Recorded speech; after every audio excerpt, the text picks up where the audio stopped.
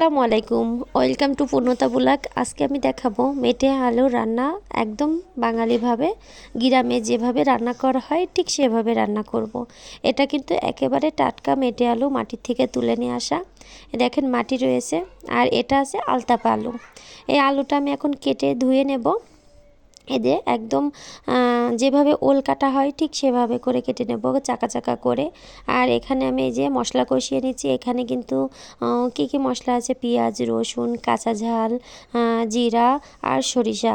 আর এটা কিন্তু সম্পূর্ণ কাঁচা ঝাল দিয়ে রান্না করা হবে। এখানে শুকনো ঝাল দিলে এই মেটে আলুটা ভালো লাগবে না।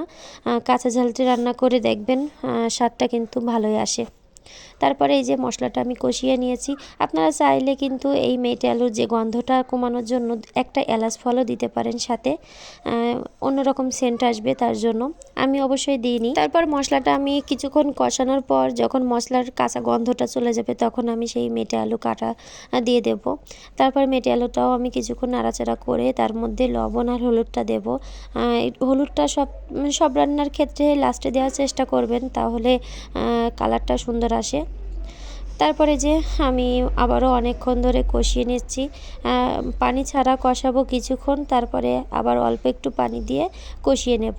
1 কাপ পানি দিয়েছি। এই পানিটা সম্পূর্ণ যখন শুকিয়ে আসবে তখন কিন্তু আমি ঝোলের পানি দেব।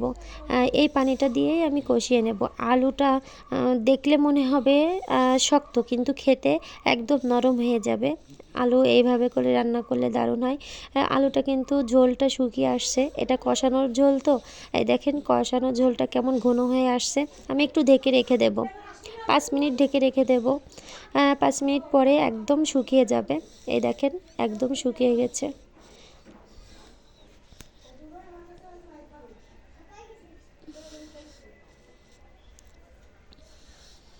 এই যে আলু কিন্তু একদম গলে গেছে, ভেঙে যাচ্ছে। কষানো হয়ে গেছে, এখন আমি এর মধ্যে ঝোলের পানি দিয়ে দেব।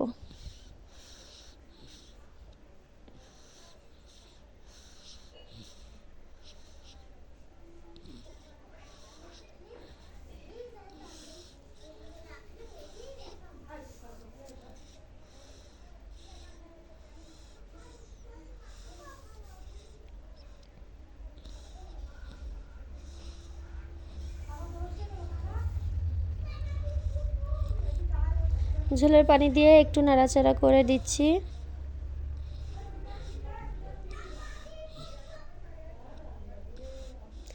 এবার আমি মাছ দিয়ে দেব এর ভিতরে।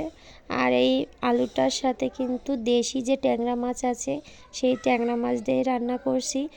মাছগুলো আমি ভেজে নেব না, লবণ আর হলুদ দিয়ে মেখে রাখছিলাম 5 থেকে 10 মিনিট, সেইভাবেই আমি দেব। কাঁচা মাছই দেব, আগে থেকে জাল করে রাখলে ভালো লাগবে না, এই জন্য। আর এই ট্যাংরা মাছটা একদম বিলের টাটকা দেশি মাছ। এভাবে করে আপনারা চাইলে রান্না করতে পারেন। রেসিপিটি ভালো লাগলে লাইক, কমেন্ট, শেয়ার করবেন, চ্যানেলটি সাবস্ক্রাইব করবেন। সবাই ভালো থাকবেন, সুস্থ থাকবেন। আল্লাহ হাফেজ।